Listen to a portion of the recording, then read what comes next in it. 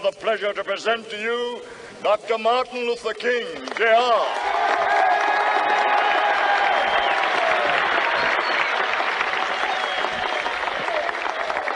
I am happy to join with you today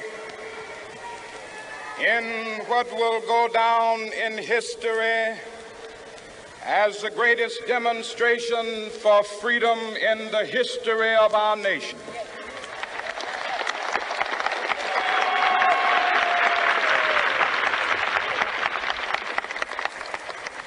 Five score years ago, a great American in whose symbolic shadow we stand today signed the Emancipation Proclamation. This momentous decree came as a great beacon light of hope to millions of Negro slaves who had been seared in the flames of withering injustice. It came as a joyous daybreak to end the long night of their captivity. But 100 years later, the Negro still is not free. 100 years later, the life of the Negro is still sadly crippled by the manacles of segregation and the chains of discrimination. 100 years later, the Negro lives on a lonely island of poverty in the midst of a vast ocean of material prosperity. 100 years later, the Negro is still languished in the corners of American society and finds himself in exile in his own land. And so we've come here today to dramatize a shameful condition. In a sense, we've come to our nation's capital to cash a check.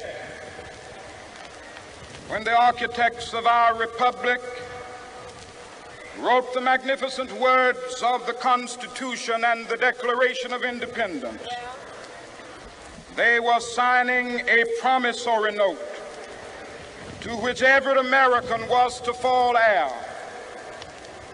This note was a promise that all men, yes, black men as well as white men, would be guaranteed the unalienable rights of life, liberty, and the pursuit of happiness. It is obvious today that America has defaulted on this promissory note insofar as her citizens of color are concerned. Instead of honoring this sacred obligation, America has given the Negro people a bad check, a check which has come back marked insufficient funds.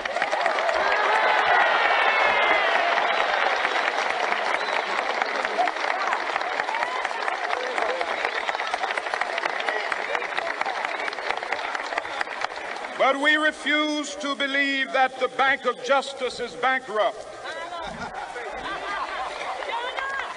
We refuse to believe that there are insufficient funds in the great vaults of opportunity of this nation.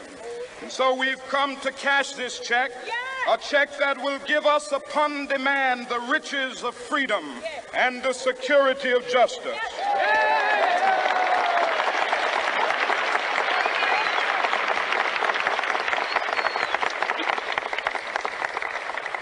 We have also come to this hallowed spot to remind America of the fierce urgency of now.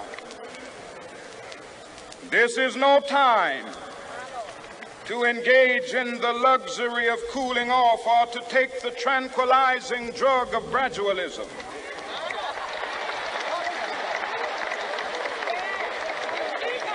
Now is the time to make real the promises of democracy.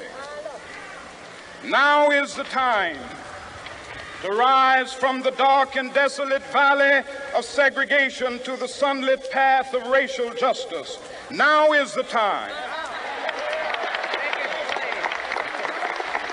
to lift our nation from the quicksands of racial injustice to the solid rock of brotherhood. Now is the time to make justice a reality for all of God's children. It would be fatal for the nation to overlook the urgency of the moment. This sweltering summit of the Negro's legitimate discontent will not pass until that is an invigorating autumn of freedom and equality. 1963 is not an end, but a beginning.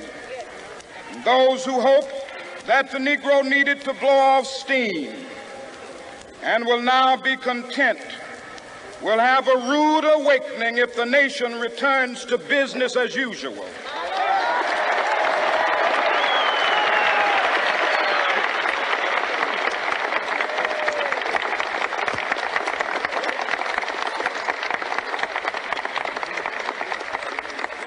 There will be neither rest nor tranquility in America until the Negro is granted his citizenship rights.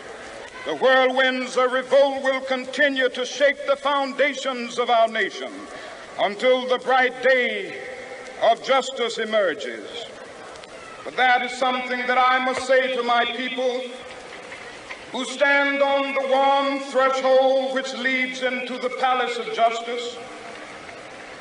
In the process of gaining our rightful place, we must not be guilty of wrongful deeds. Let us not seek to satisfy our thirst for freedom by drinking from the cup of bitterness and hatred.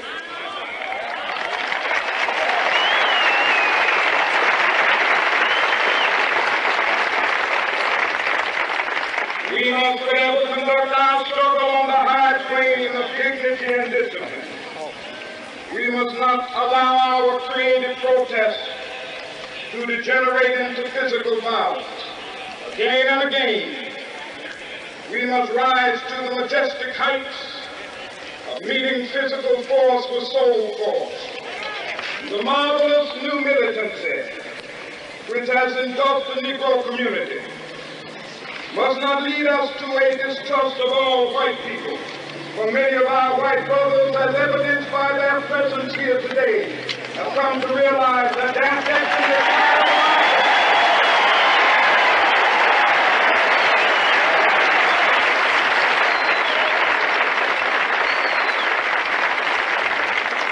They have come to realize that their freedom is inextricably bound to our freedom. We cannot walk alone.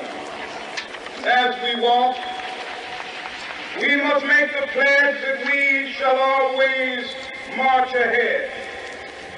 We cannot turn back. There are those who are asking the devotees of civil rights, when will you be satisfied? We can never be satisfied as long as the Negro is the victim of the unspeakable horrors of police brutality. We can never be satisfied as long as our body is heavy with the fatigue of travel, cannot gain lodging in the motels of the highways and the hotels of the city.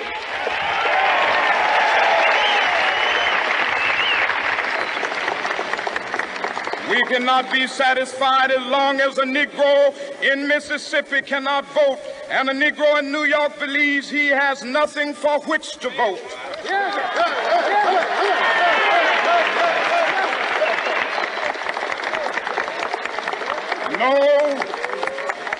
No, we are not satisfied, and we will not be satisfied until justice rolls down like waters and righteousness like a mighty stream.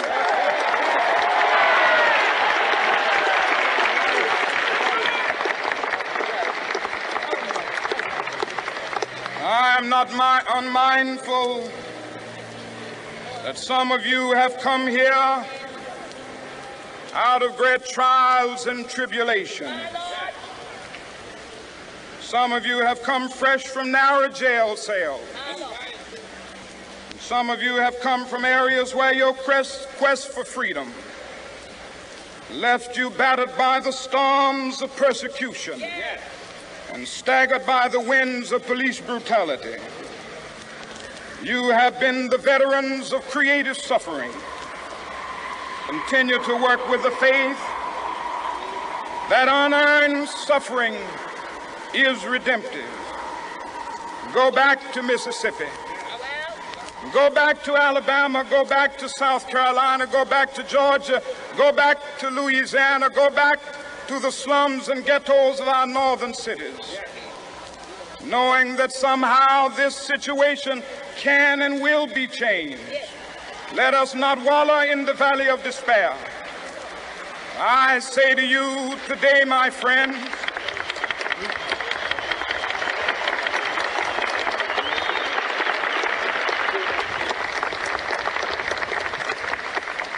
so even though we face the difficulties of today and tomorrow, I still have a dream. It is a dream deeply rooted in the American dream. I have a dream that one day this nation will rise up and live out the true meaning of its creed. We hold these truths to be self-evident, that all men are created equal.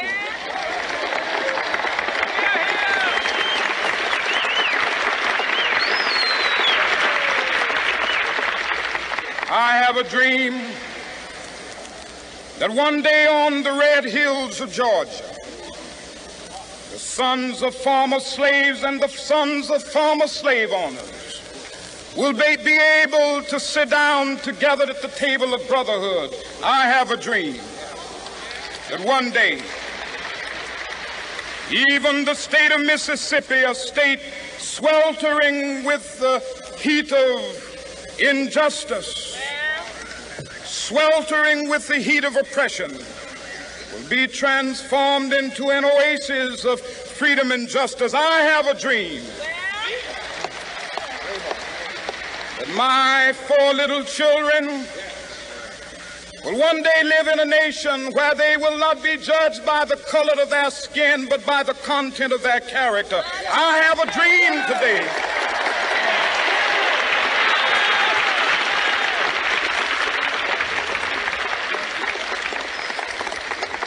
I have a dream that one day down in Alabama, with its vicious racists, with its governor having his lips dripping with the words of interposition and nullification, one day right there in Alabama, little black boys and black girls will be able to join hands with little white boys and white girls as sisters and brothers. I have a dream today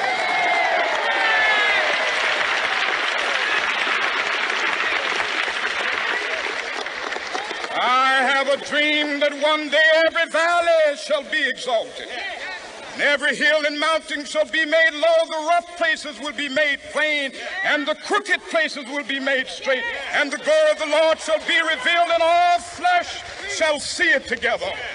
This is our hope. This is a faith that I go back to the South with. With this faith, we will be able to hew out of the mountain of despair a stone of hope. With this faith, we will be able to transform the jangling discords of our nation into a beautiful symphony of brotherhood. With this faith, we will be able to work together, to pray together, to struggle together, to go to jail together, to stand up for freedom together, knowing that we will be free one day. This will be the day. This will be the day when all of God's children will be able to sing with new meaning, "My country, tears of thee. Sweet land of liberty, of thee I sing. Land where my fathers died, land of the pilgrim's pride. From every mountainside, let freedom ring." And if America is to be a great nation, this must become true.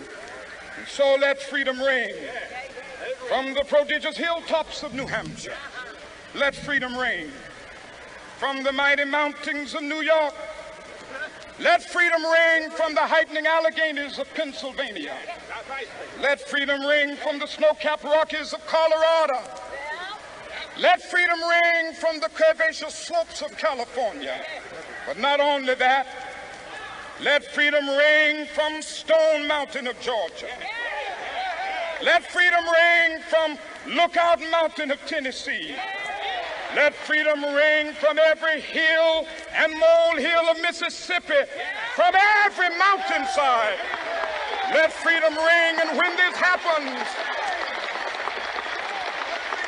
when we allow freedom ring, when we let it ring from every village and every hamlet, from every state and every city, we will be able to speed up that day when all of God's children, black men and white men, Jews and Gentiles, Protestants and Catholics, will be able to join hands and sing in the words of the old Negro spiritual, free at last, free at last. Thank God Almighty, we are free at last.